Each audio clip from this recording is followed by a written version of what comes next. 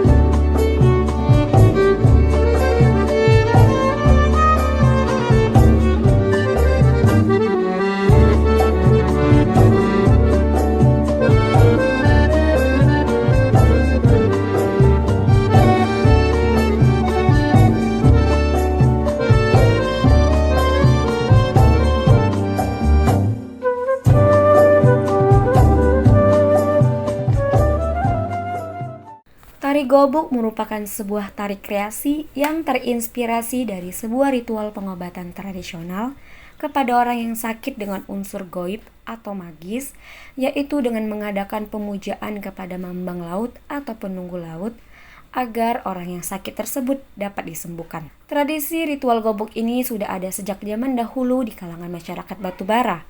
Namun seiring berkembangnya zaman, ritual ini tidak dilaksanakan lagi, dikarenakan masyarakat sudah menganut agama. Maka dari itu, masyarakat dan para seniman di Batubara tertarik untuk menciptakan tradisi gobuk ke dalam sebuah pertunjukan yang bertujuan untuk mempertahankan tradisi gobuk agar tidak hilang di telan zaman.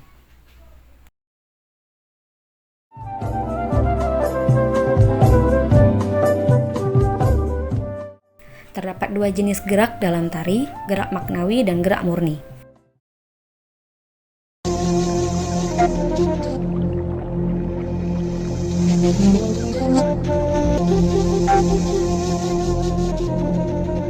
Gerak maknawi adalah gerak yang mengandung maksud tertentu dan telah distilisasi.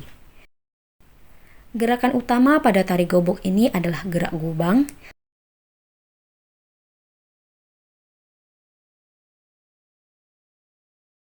Gerak murni adalah gerak yang disusun dengan tujuan untuk mendapatkan bentuk-bentuk artistik atau keindahan dan tidak mempunyai makna-makna tertentu yang berasal dari pengembangan gerak dasar Melayu, seperti melenggang, petik bunga, berlari, melompat, jongkok, dan berguling.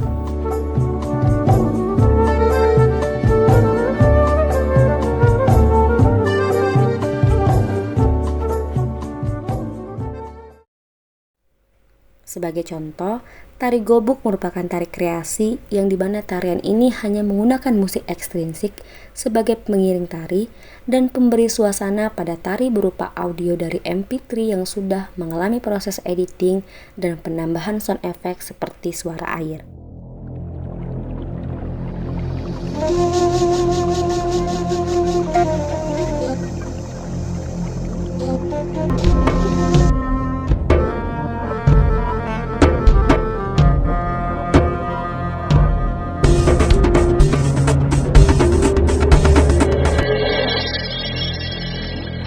Makna rias dan busana berpengaruh pada makna penokohan yang ingin ditampilkan. Namun pada tari gobuk, tata rias dan busana yang digunakan disesuaikan dengan kebutuhan pertunjukan dan tidak terikat pada aturan tertentu. Seperti pada riasan, penari sudah menggunakan make up yang cukup tebal dan penambahan highlighter pada sudut pipi agar terlihat cerah ketika tersorot cahaya.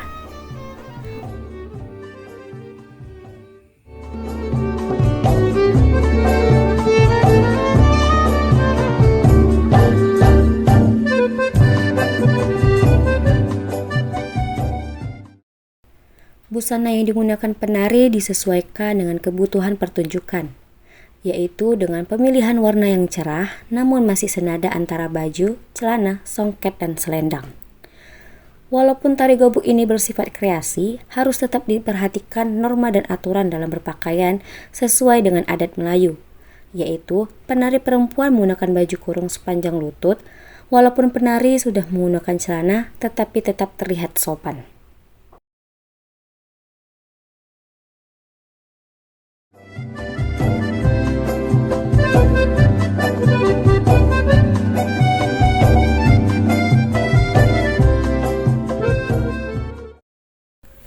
Pemilihan fungsi properti pada tari gobuk disesuaikan pada ritual gobuk yang sebelumnya sudah ada. Makna properti pada tari gobuk adalah sebagai sarana ekspresi, yaitu menjelaskan bagaimana proses pengobatan daripada ritual gobuk. Properti pada tari gobuk diantaranya, yang pertama ada gobuk atau kendi. Gobuk merupakan properti utama dalam tarian ini karena sesuai dengan ritual gobuk sebelumnya.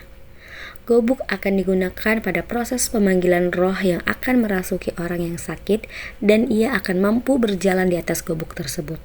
Namun pada saat ini, gobuk yang digunakan pada pertunjukan tari gobuk terbuat dari semen yang kuat dan tidak mudah pecah pada saat diinjakkan oleh penari karena pada tari gobuk yang sekarang sudah tidak menggunakan unsur magis dan goib lagi. Yang kedua ada pahar. Pahar adalah wadah yang terbuat dari kuningan dan dibalut oleh kain. Pada tari gobuk, pahar digunakan untuk membawa mayang, bunga-bungaan, dan kemenyan. Yang ketiga ada mayang pinang. Mayang adalah bunga pada pohon pinang yang masih tertutup di dalam pelepahnya. Mayang digunakan sebagai simbol sebagai mengusir roh yang berada di dalam tubuh orang yang sakit. Yang keempat ada selendang. Selendang digunakan pada bagian akhir pada tari gobuk sebagai simbol bahwa orang yang sakit sudah sembuh dan roh yang ada di dalam tubuhnya sudah keluar. Tibalah kita pada akhir video. Kesimpulan yang dapat dipetik dari pembelajaran kali ini adalah tari gobuk merupakan kesenian lampau yang harus dilestarikan agar tidak hilang di telan zaman yang semakin lama semakin modern. Sebagai warga negara Indonesia, sudah sepatutnya untuk selalu menghargai dan ikut melestarikan budaya Indonesia, khususnya budaya yang ada di sekitar kita.